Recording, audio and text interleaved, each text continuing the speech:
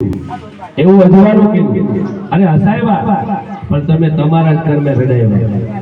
તમે અદ્ભુત રહ્યા, દુનિયા બતાવવા ન દીધી, જગતમાં આવવા ન દીધા, અને પછી ઠેસ આવી અને તમે તમારા કર્મથી ઠેસ આવી એટલે તમે ધર્મને દોષ આપ્યો. કોઈ મારું ગલા દાદાને દેવી નહીં નડતી હોય ને, દેવી નથી નડતી, લીલીઓ નથી નડતા, તમે એને નડ્યા, કર્મની ઠેસ આવી, તમે નડ્યા અને છતાં તમે આંધળા થઈને હાલ્યા ગયા, ભાગેલું થયા, ફરી ઠેસ આવી પછી દેવી પાસે આગળ હાચા થઈને આવ્યા. રોતક ગાય માં ઠેસ છે કોની આવી? અમારા કર્મની આવી કે ધર્મની આવી? માં બોલી કર્મની પહેલા અને પછી ધર્મની સાંભળવાની કે પહેલા તમારા કર્મે જેની દેવી પાસે માથું નમાડ્યું તેવા દીધા હતા, કારણ કે ગલા દાદાનો ધર્મ તમે નમાડ્યા ને એવા અમે તમને ગમાડ્યા અને તરત મેં દીધા, પણ તમે એને અધવચ્ચે રાખ્યા, દુનિયા બતાવવા ન દીધી. મારાથી મોટા થઈ ગયા. આજ ગલા દાદા દેવી કે જોજો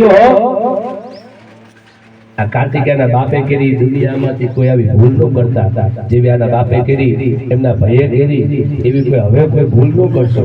માણાનો ધર્મ ધર્મનો અગો. આદિ લગી ભલે એને ઓળતા હોય, એને સપના હોય, એની આશા હોય, હર કોઈ નહીં, પણ પછી વગડામાં રજતતાઈના લીલિયાને વાત કરી, મા પાએ વાત માડી મારો હતો તો મારો થઈ ન હોય તો તું તો મારી ગલા દાદાને દેવી છે, તું મારી ભાઈ, હું તારા પગ પકડું. અને લીલિયાએ દેવીના પગ પકડ્યા, દાદાના ધર્મ પાએ આવીને પગ પકડ્યા. માં મને અધવચ્ચે રાખી અને મને રગડામાં રજડાવી અને મને રણમાં પ્રેત કરી, મને અધવચ્ચે અગવડતીઓ કર્યો અને મારું કોઈ થયું નહીં. મારી તું તો શું ને માં કે હું તો હવ નહીં છું, અરે હવ ના ગંગા નહીં છું.